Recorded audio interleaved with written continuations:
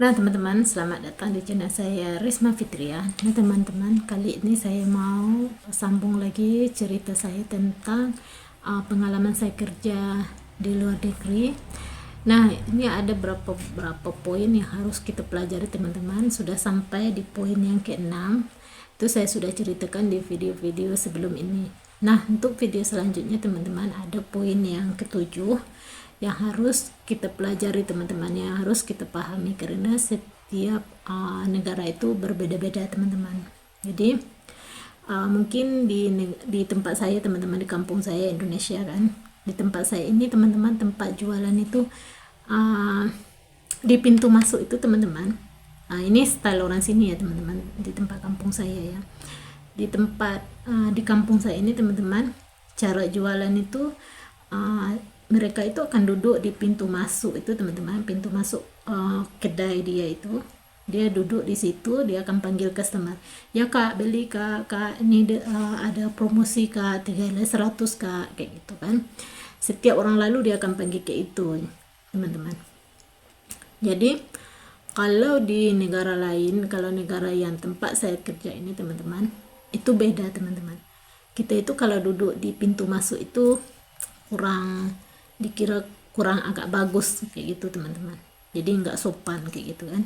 Jadi kita panggil customer itu, kita senyum, lepas itu kalau customer tuh ada tengok-tengok kayak gini dalam kedai kita, ya kita bilang silakan masuk, boleh tengok-tengok dulu kayak gitu teman-teman.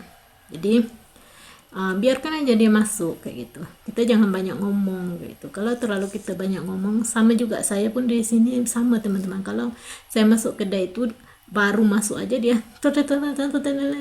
ini semua, kita jadi pening teman-teman. Kita jadi, sepatutnya kita mau contoh kan, kita masuk kedai itu kita mau cari seluar kayak gitu kan, tiba-tiba dia sudah rekomen ini, rekomen itu, rekomen ini, kita sudah pening.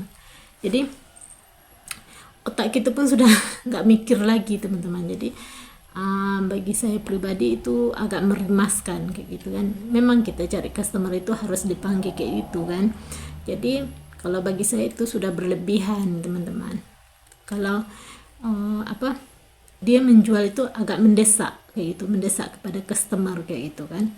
Jadi saya kurang suka. Sama juga di tempat saya kerja itu sama juga teman-teman. Kalau kita terlalu banyak rekomenkan dekat customer, mereka sendiri akan cakap dengan kita, dia akan bilang sama kita, dia bilang berserabut. Kalau bahasa orang sana berserabut, kalau bahasa kita itu pening kepala macam itu. Jadi biarkan aja teman-teman, kita bagi dia relax dulu masuk kedai kita, biar dia tengok-tengok dulu kan. Seharusnya kan orang ada nak tengok motif yang sesuai dengan kulit dia, warna yang sesuai dengan kulit dia kayak gitu. Biar dia pegang dulu. Selepas dia pegang itu teman-teman, biasa customer saya, yang ini pengalaman saya, yang saya cerita ini pengalaman saya teman-teman. Bila dia sudah pegang motif itu, dia akan angkat, dia akan tanya kita, dek kalau ini ada size saya, dibilang kayak gitu, saya ada nggak yang motif ini, dibilang kayak gitu. Baru kita tolong carikan kayak gitu teman-teman. Jadi antara kita dengan customer itu nyaman, sama-sama nyaman teman-teman. Jadi biarkan aja mereka, nggak ada kok yang bilang kita itu sombong. Tapi kalau customer sudah masuk, kamu aja main handphone, kamu buat nggak tahu customer masuk, ya pasti mereka akan cap kamu itu sebagai pekerja yang sombong kayak gitu. Jadi kalau pengalaman saya itu teman-teman, pernah dulu saya kerja itu teman-teman, waktu itu saya tengah order stok teman-teman. Bos saya ada bagi tahu besok mau tambah stok, jadi ambil gambar apa yang kamu mau, ambil gambar baju itu apa yang sudah kurang stoknya, dibilang kayak gitu kan, ukurannya apa yang sudah nggak ada, jadi nanti antar di WhatsApp, dibilang kayak gitu.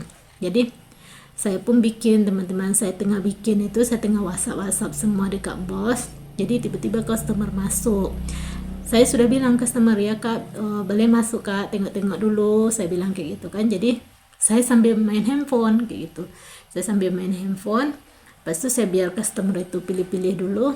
Tapi customer itu dia tengok saya kan, dia bilang sama kawan dia, nggak mau beli sini, dia kata. Pekerja dia sombong, nggak mau layan kita kayak gitu.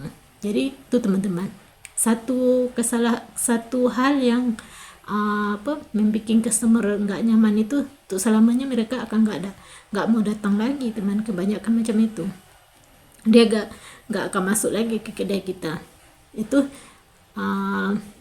Tapi waktu itu teman-teman saya jelaskan aja sama customernya, sorry ya kak, saya tadi tengah balas chat dari bos saya bilang kayak itu. Saya jelaskan aja karena besok mau tambah stok. Jadi customer itu kadang-kadang ada teman yang bila kita jelaskan itu, kadang-kadang ada yang nggak mau terima penjelasan kita.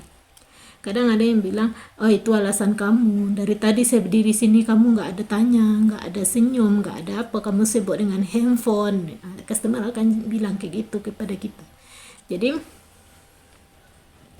kita itu teman-teman jangan biasakan hal-hal yang kita rasa hal yang nggak penting kayak gitu kan.